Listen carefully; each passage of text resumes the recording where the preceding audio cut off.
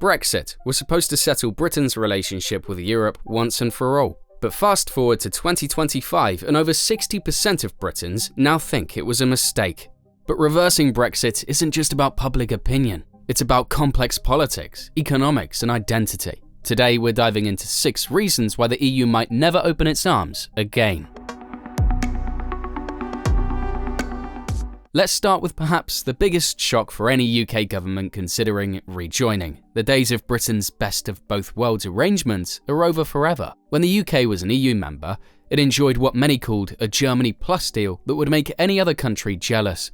The crown jewel was the UK rebate, worth approximately £5.6 billion annually. This wasn't pocket change. It reduced Britain's EU contribution by roughly 66%, making it the only country with a permanent rebate mechanism. Margaret Thatcher negotiated this deal in 1984 when Britain was actually the 3rd poorest EU member, yet contributing disproportionately to a budget that primarily funded agricultural policies Britain barely benefited from. But the rebate was just the beginning.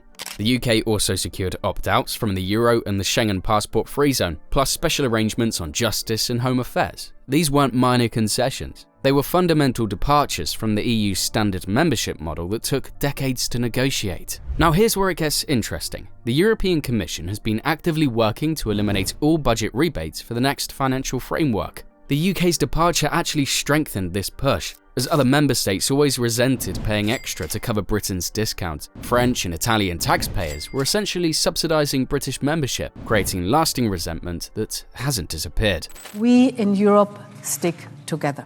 If the UK applied to rejoin, it would face the same terms as any new member. No special deals, no opt-outs, no rebate. The EU learned from Brexit that special arrangements create instability and resentment. They won't make that mistake twice. Here's something that would horrify many British voters. Rejoining the EU would mean the UK could no longer negotiate its permanent opt-out from the euro. New members are required to commit, at least in principle, to joining the single currency once they meet the economic criteria. In practice, countries like Sweden have delayed euro adoption indefinitely. But Britain wouldn't get the same permanent exemption it once had. That means even the possibility of losing the pound would loom large over any rejoining debate. The euro requirement isn't just a technicality, it would represent a fundamental loss of monetary sovereignty. Britain would give up the pound sterling, hand control of interest rates to the European Central Bank in Frankfurt, and lose the ability to devalue its currency during economic crises. For a country that prides itself on its independent monetary policy dating back centuries, this represents a psychological as well as economic barrier.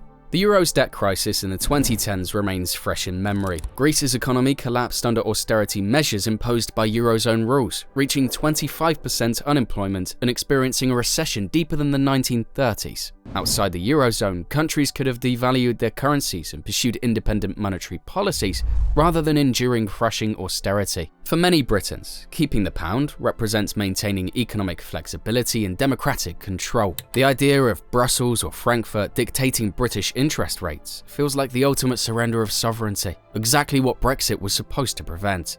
The second non-negotiable requirement would be joining the Schengen area, Europe's passport-free zone covering 29 countries and over 450 million people. This might sound appealing to younger Britons missing their easy European travel, but it comes with major political complications that go far beyond convenience. Joining the Schengen area would eliminate border checks across most of Europe, including those under the common travel area between the UK and Ireland. While CTA could legally endure, it would become politically awkward to preserve. For many who voted to take back control, surrendering this symbolic and practical border sovereignty would represent a total reversal of Brexit promises. The border control issue cuts to the heart of Brexit's driving forces. Immigration concerns were central to the 2016 Leave vote, and while Britain would still control non-EU immigration, Schengen membership would mean accepting free movement from across Europe once again. This includes not just EU citizens, but third country nationals with Schengen visas or residence permits. For a country that voted to take back control of its borders, accepting Schengen would represent a complete reversal of one of Brexit's core promises. The political symbolism alone might be insurmountable, regardless of any economic benefits from restored free movement. Even if Britain somehow built overwhelming public support for rejoining under these tougher conditions, it would face an institutional hurdle that could prove fatal. Unanimous consent from all 27 existing EU member states. This isn't just a formality or a rubber stamp approval. Any single country could veto UK membership for any reason. economic, political, or personal. History shows how dangerous this requirement can be. France vetoed British membership twice in the 1960s under Charles de Gaulle, who famously declared that Britain was not European enough. That precedent shows how individual leaders can block major decisions based on national interests, or even personal prejudice. Several realistic scenarios could trigger a modern veto. Countries heavily invested in fishing rights might oppose British re-entry over access to UK waters, an issue that nearly derailed Brexit negotiations multiple times. Eastern European nations might worry about Britain undermining EU solidarity on issues like migration quotas or rule of law mechanisms that they've clashed with Brussels over. One of the most explosive issues could be fisheries. We're turning a page. We're opening a new chapter in our unique relationship. A new UK-EU agreement announced in May 2025 grants reciprocal access to each other's waters from mid-2026 to 2038, locking in this arrangement for 12 years. But access, or attempts to renegotiate it earlier, could still trigger strong opposition from coastal EU states, whose industries depend on UK waters. That means access terms alone could become a potential veto point, especially during sensitive accession talks. Even seemingly friendly countries might harbour grievances from the Brexit process or concerns about Britain's long-term commitment. The unanimity requirement also means timing matters enormously. A future UK application might coincide with hostile governments in key member states or during periods of EU internal tension, where admitting a potentially disruptive former member seems too risky. Perhaps the most fundamental obstacle is political psychology. The EU simply doesn't want another Brexit. Brussels endured nearly 4 years of tortuous negotiations, economic uncertainty, and political chaos,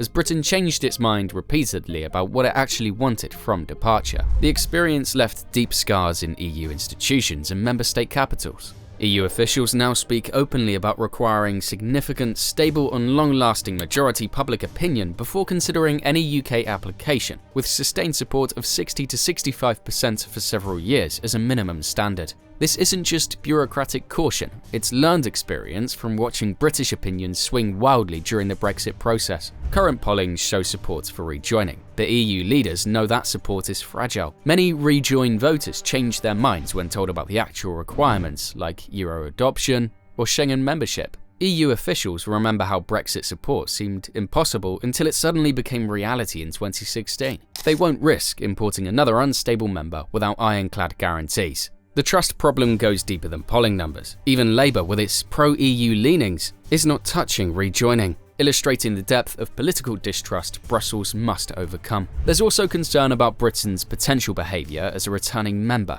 During its 47 years of membership, the UK was often described as an awkward partner, benefiting from EU membership while constantly criticising deeper integration.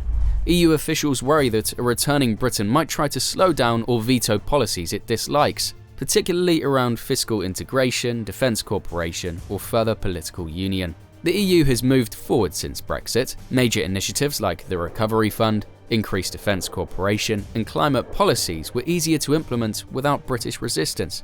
Many EU leaders privately admit they prefer working without constant British objections and delays.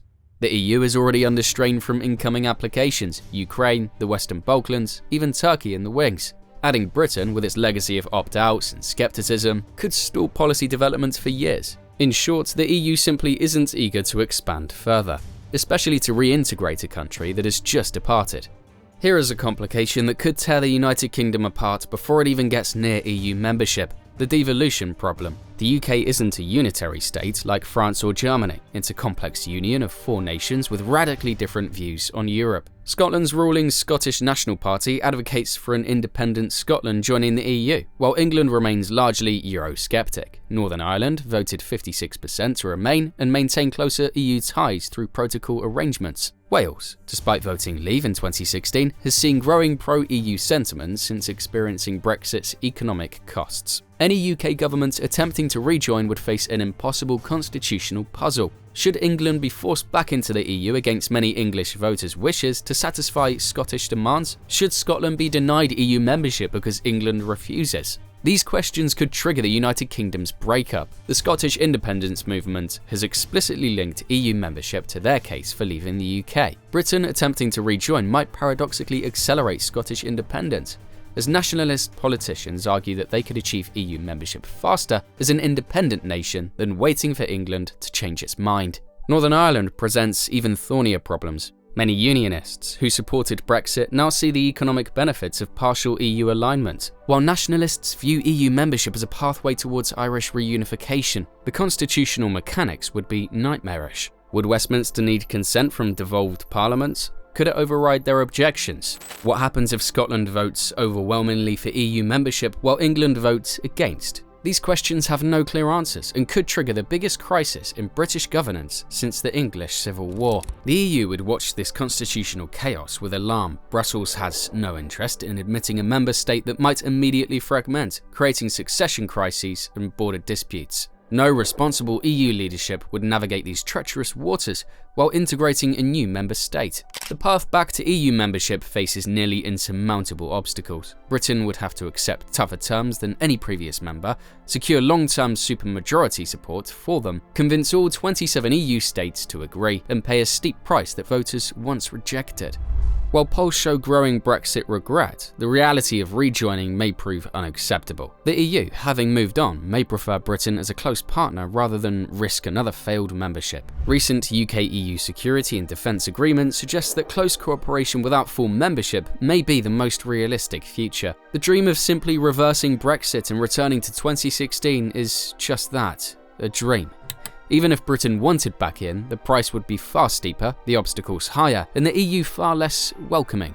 The real question isn't whether Britain can rejoin, but whether it's even worth the fight anymore. What if Britain's future really lies outside the EU for good? So what do you think is the biggest barrier now? Public will, political architecture, or Brussels caution? Let me know in the comments, join the conversation, and stay tuned by hitting that subscribe button.